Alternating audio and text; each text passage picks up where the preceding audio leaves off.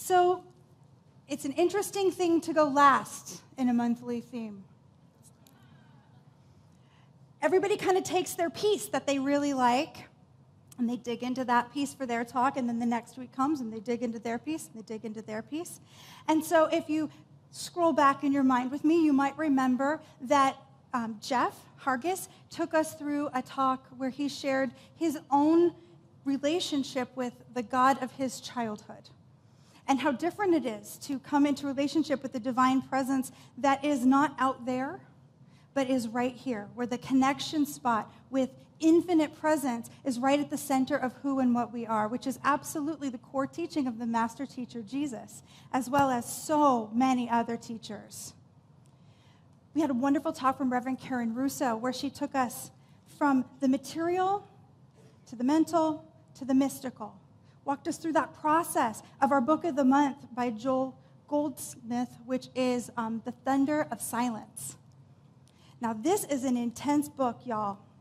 If you haven't read it yet, there are 3 copies left in the bookstore. There won't be left at the end of today, so grab it if you want it.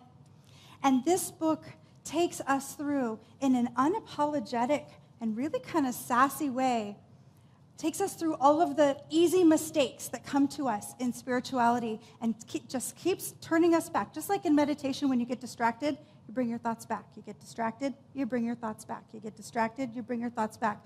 Well, Joel Goldsmith continually brings us back to the core teaching over and over again through this lyrical and beautifully written book. And then Reverend Karen Lewis last week gave us some really practical guidelines on how, okay, we understand. Goldsmith tells us for 192 pages that we need to return to the silence. We believe him, right? Right? But how? How do we do it? And she gave us 5 clear steps, 2 of which I'm going to return to in this talk. Because what I found is when you go last, the best thing you can do is kind of gather it all back up together and present it as one piece that we've brought together. So when I sought to do that, what I came up with was, I think at the crux of it all, Joel Goldsmith gives to us here a 192-page treatise on how not to be spiritually arrogant. That's super fun, right? But the truth is, it is the most dangerous thing that can happen to us. You know what's more dangerous than somebody that doesn't know anything? Somebody who thinks they know. And we all fall prey to it. We all fall prey to it. So I want to talk us through this process that Joel Goldsmith takes us through, everything that Reverend Karen and Jeff shared with us, through a lens that we can all relate to. Because nothing's more practical than taking an example that we can all relate to, right? So there's one thing that every single person in this room has in common. We are all part of this community.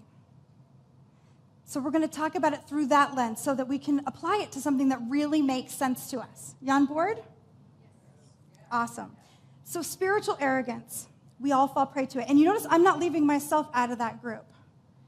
I really try. I really try. And I think I know. I've gone to ministerial school. I've read the books. I've done the practice. I teach the classes. I know, right? I know.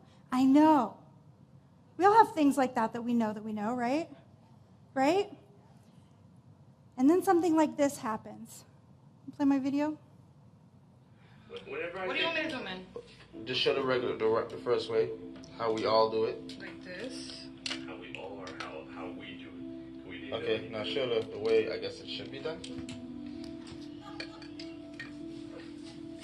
Yo, it makes so much sense. It makes so much more sense to hold it flat than to vertically try to attach it.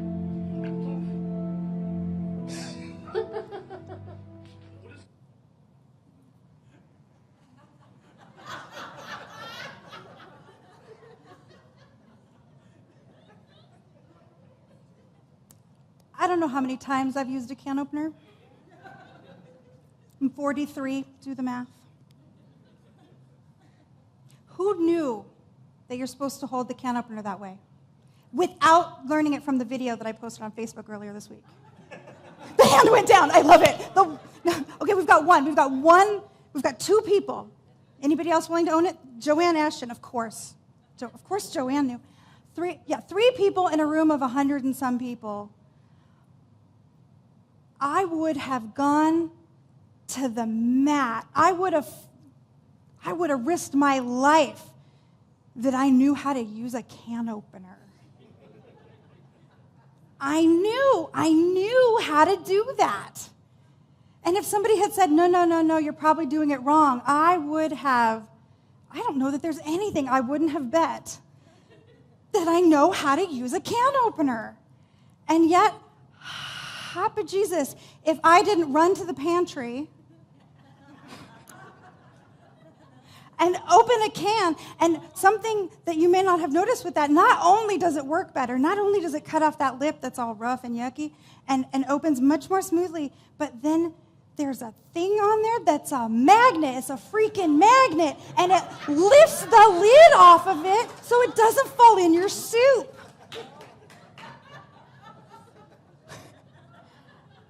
And I would have sworn that I knew that I drug my kids out. And I made them do it. And they were like, we think we know. We think we know. So that's my first point. We think we know, but we don't. We think we know, but we don't.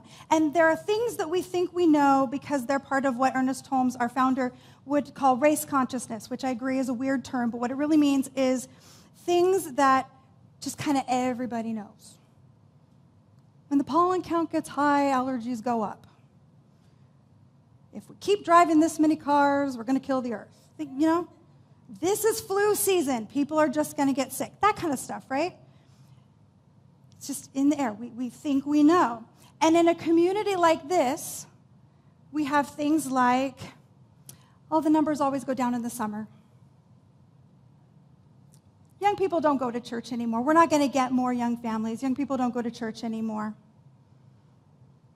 People just don't want to give to their center. They don't want to give to their church. It's just the way it is. We think that we know. Can opener.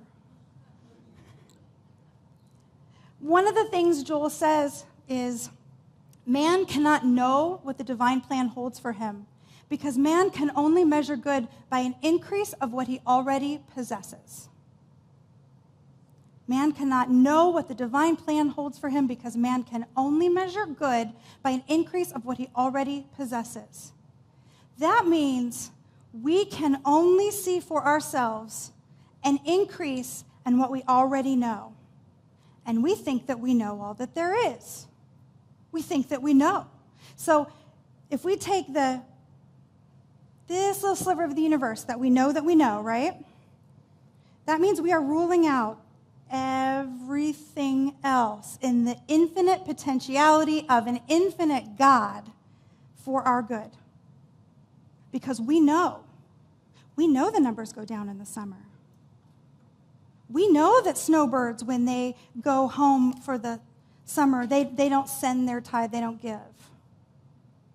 We know it, right? Because we've seen it play out. Some years it happens, some years it doesn't, but it gets into our head as something that is true, something that we know. But the truth is, sometimes what we know is false ideas masquerading as wisdom. I'm going to say that again. False ideas masquerading as wisdom. Because we recognize when we have a false belief that's about our emotions, right? I'm not good enough. Men don't like me. I'm not smart. We see that. That's in the textbooks. We get that. That's just a false belief, and that's what this teaching helps us uproot and let go of, are these false beliefs. But when there are things that we see out there in real time about our money, about our health, about how many literal people I can count in these chairs, we think that because we can see it, that it's true all the time. Especially when we see it more than once. It forms a pattern, and our human brains think that our ideas matter at all to the infinite potentiality of all of life. We think we know, but we don't.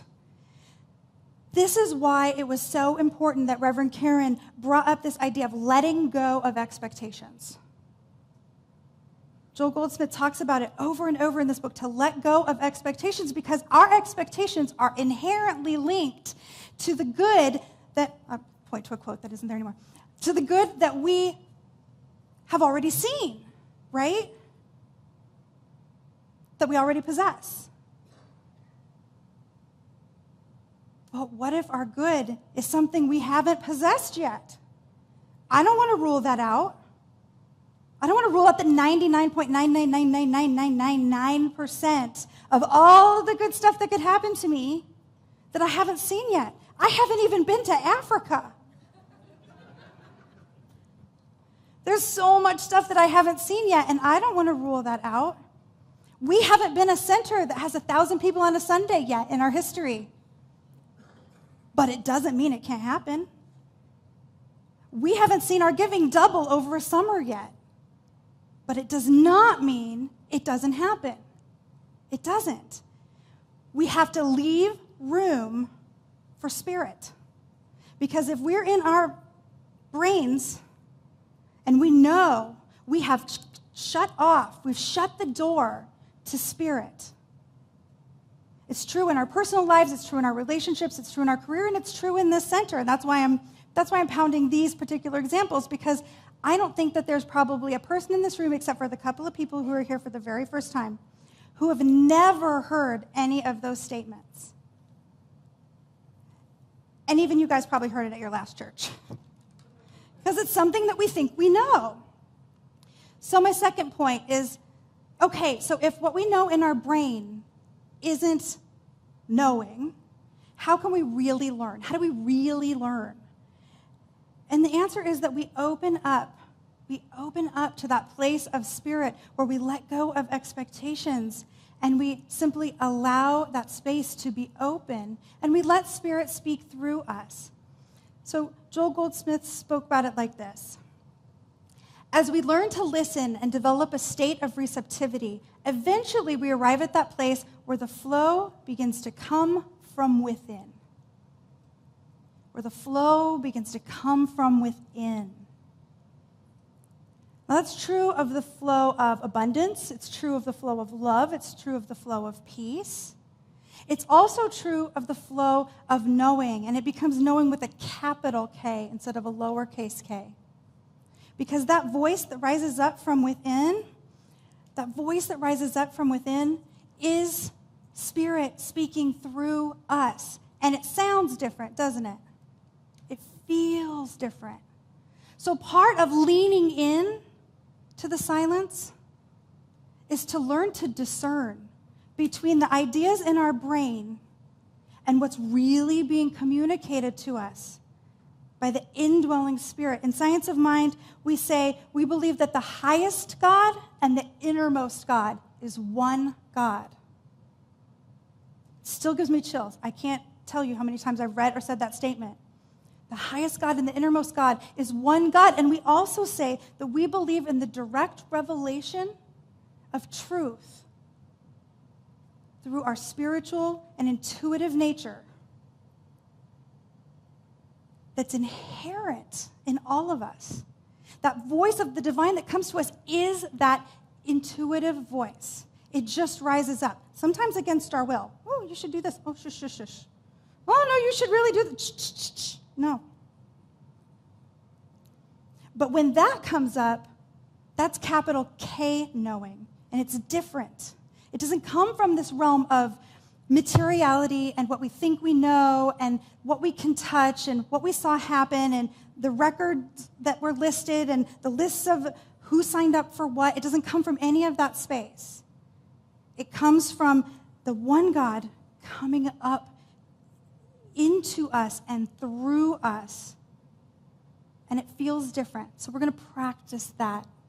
We're going to practice that together. And how do we hone the skill? How do we hone the skill? By the spiritual practice that I keep gesturing to Reverend Karen because she gave a really good talk on spiritual practice last week. by doing the spiritual practices that Reverend Karen talked to us about. And if you have not seen that talk, please go back and watch last week's talk on the website, because it walks you right through it. It's beautifully presented. Because what we want to do through these practices, what we want to do through recognizing this voice, is get to the place where we're not trying to solve anything in the material world anymore. We're not trying to move the pieces of the chessboard around and control it with our human ideas anymore. And instead, we soften into this place where we recognize that God's grace is my sufficiency in all things. I don't know how many times Joel Goldsmith says that in this book. I stopped counting after like 17. Ernest Holmes quoted it. It's scripture. It's from Corinthians. 1 Corinthians. God's grace is my sufficiency in all things. Because only through that voice that speaks through us comes the true fullness of who and what we can be and do and have together. We're welcome to stay in our little narrow slice. We're welcome to do that. But we don't have to. We don't have to. We can be as big and as full as we want. So how do we lean into the silence together as a community? As a community in a time of transition and growth and newness and wholeness and greatness, where we can be anything. We've sold our building. We get a new minister. We can have anything we want. It's like going to college. Remember when you went to college and you could like have a different name and wear all different clothes and all of a sudden be into hip hop? And that was just me. All right. It was the 90s. You know, what are you going to do? We can let go of the idea together that our solutions come anywhere but from God. That our solutions come from lists or memories or rules or ideas. Our solutions come from God. God's grace is my sufficiency in all things, which means everything we need is right here now. Not coming. Not coming. Here now. Here now. No excuses. No buts. No, yeah, but we just need, We don't need more people to have more money. More people are welcome. We love you. Come, have fun with us. But we don't need you for more money. We need you because your consciousness matters to us. All the money we need is right here. It's true. God's grace is my sufficiency in all things. We don't need a new minister to come rescue us. What we have is right here. And from the place of consciousness that is right here, we welcome a new minister into our loving home to lead us to even more greatness. Yeah? So let's prove it together. Let's prove it together. I invite everyone to either close our eyes or soften our gaze and just allow ourselves to be more comfortable. And first, as we breathe and soften, I invite you to allow to rise up in your consciousness the gratitude you have for this center, for whatever it has brought into your life. Access to these teachings, friendships, wonderful music, place for our kids to be spiritually raised, opportunity to be of service. Whatever that is, just let yourself feel it. Do you feel it? And from that space, allow to rise up within you the value that this community has brought to your life. Are you happier? Are you calmer? Are you more abundant? Are you more stable? At peace? Brave?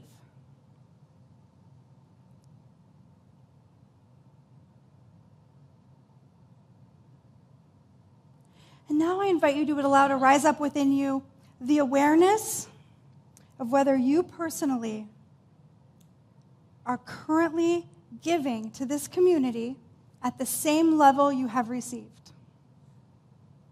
with no judgment. There will not be a quiz or a show of hands. Does your giving in time, in skills, in money, in whatever you have, does it match the value you've received?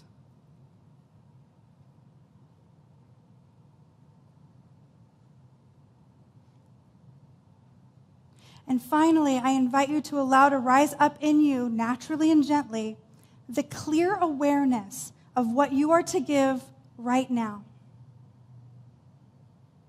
Just let sweet spirit at the center of who you are bubble up right into your consciousness. What is yours to give right now? Don't question it. Don't argue with it. We don't argue with God. Just notice it, see it, sit with it. Allow it to push out of your human brain what you think you know.